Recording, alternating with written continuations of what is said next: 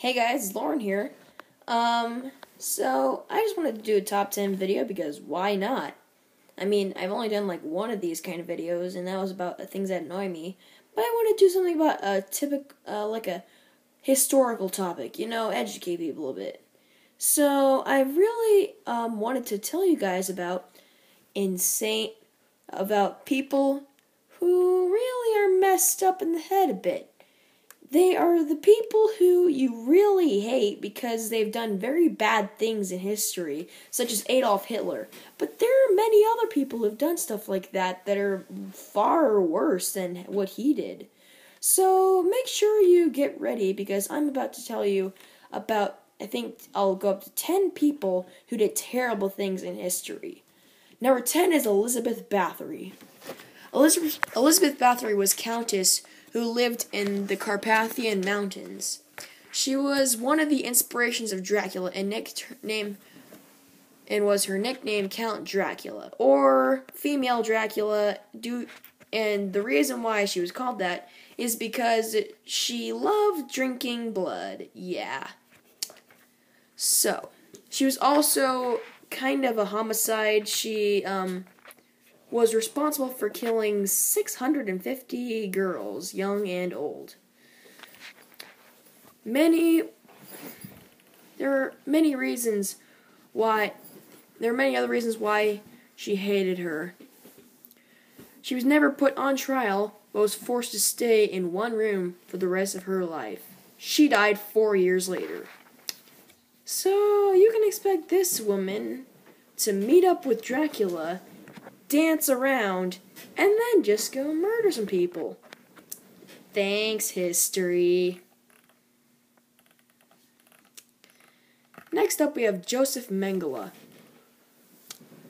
Joseph Mengele was a physician in the concentration camp of Auschwitz, and the doctor known as the Angel of Death. He was in charge of selecting Jews to be sent to the concentration camps or to be killed. He practiced many experiments on people. One of the most common experiments was on twins. He would find the similarities of differences in the genetics of twins, as well as seeing if the human body could be manipulated. Yeah. There were about 3,000 twins, and only 200 survived. The twins were arranged by gender and age. During the experiment, he would pour chemicals into their eyes of the twins to see if it would change their eye colors, to sewing them together in hope to create conjoined twins. So basically, he cuts people in half. Well, he cuts two people in half and then sews them together to make one. And you thought Adolf Hitler was weird. Well, they're basically from the same guys, but you know what I mean. Up next, we have Richard Heydrich. I think that's how you pronounce his name. He was the chief of Reichsmarine Security Office, the second most powerful person in the SS, and the mastermind of the final solution. He was one of the highest ranked of all the Nazis and was responsible for many war crimes. His actions caused the deaths of millions of people. He was responsible for the mass murder of Soviet officials and Russian Jews during Germany's invasions of the Soviet Union, which killed over 1 million people. He forced 60,000 Jews to leave Germany and go into Poland, where they were sent to ghettos. So, yeah. This guy's basically, get out of here, you're not this religion, kind of person. And also, he's kind of weird, in my book. And that's what I've been saying all this video. These people are weird, these people are weird. Well, they are weird. I guess, next up, we have a French guy. Now, you'd think the stereotypical French is being all nice and lovely. Well, Maximilien Robespierre, I think that's how you pronounce it again. He was a leader of the French Revolution before he became a tyrant. He wanted the people of France to have freedom and rights, but when he gained power, his personality changed, and he became obsessed with guillotining people, or if you don't know what guillotine is, it's basically chopping off people's heads. Yeah. He began to create a region of terror, a 10-month period in which mass executions were carried out. He also began to see everyone, including friends, as enemies. People were guillotined. What are we doing? Oh, sorry. No worry. He also began seeing everyone, including friends, as enemies. People were guillotined for not supporting the French Revolution, hoarding, desertion, rebellion, and other things he saw as crimes. So yeah, he was basically like a person who had nothing better to do other than being a mass murdering maniac. Huh? So yeah, French isn't always nice and dandy and wee-wee. Up next, I'm guessing we have Nero. Nero was Rome's 5th emperor from 54 AD to 68 AD. He brought the Roman Empire to ruin, and he was also responsible for causing the Great Fire of Rome. And he murdered thousands of people, including his aunt, stepsister, ex-wife, mother, wife, and adoptive brother. Why does he murder his family? What was the point of it? He systematically murdered every member in his family. Some were killed in searing hot baths. He poisoned, beheaded, stabbed, burned, boiled, crucified, and impaled people. He often raped women and cut off the veins and undercarriages of both men and women. He is said to have fiddled while Rome was burning. The Great Fire killed many of Roman citizens and left hundreds of thousands destitute. Though Nero probably started the fire, he blamed it on the Christians. Christians were starved to death, burned, torn by dogs, fed to lions, crucified as the torches, and nailed to crosses. He was so bad that many of the Christians thought he was the Antichrist.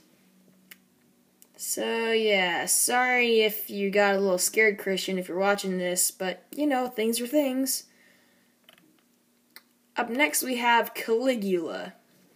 This is kind of like Nero, but he was the 3rd emperor of Rome, from 37 AD to 41 AD. He was wild, extravagant, with a penchant for sexual adventures. In the first 3 months of his reign of terror, over 160,000 animals were sacrificed in his honor. He later got brain fever that made him mentally ill. He believed he was a god. Under Caligula, the law became instrument of torture. He believed prisoners should feel a painful death. He began to brutally murder for fun. He would kill his opponents slowly and painfully over 7 hours every day. Several hours every day. He decapitated and strangled children. People were beaten heavily with chains, forced families to attend to their children's executions, and many people had many body parts cut off. In a state of insanity, he would chew the testicles of his gladiator victims. And then he would do many other things until he was assassinated in 41 AD. Yeah, another Roman weirdo.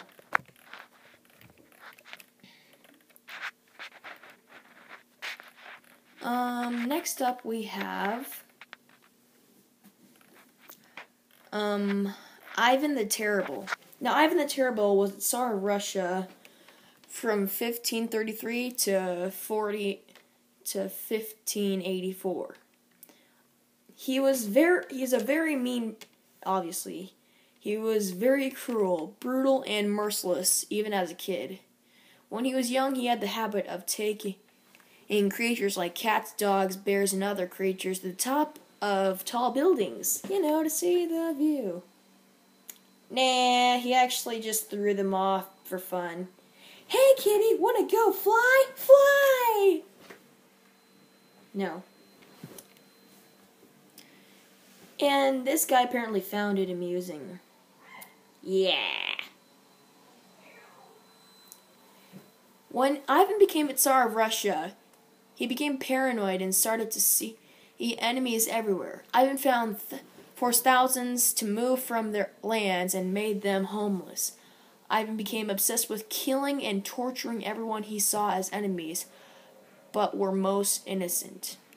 And he also killed his second and favorite son, which was also named Ivan. And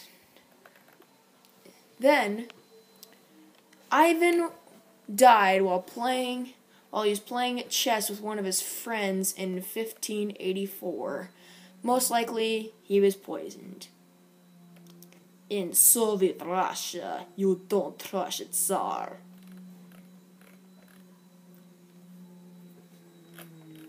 Up next, we have Pol Pot. What's so bad about a guy named Pol Pot? Pol Pot was Prime Minister of Cambodia from 1976 to 1979. His plan was to destroy the civilization of Cambodia and turn it into a new age. However, it didn't go too well. He turned Cambodia into a killing field. Pol Pot is the only man in history that ordered an official genocide against his whole country. So basically, he denied everything that was cultural in his country, and he just said, screw that crap,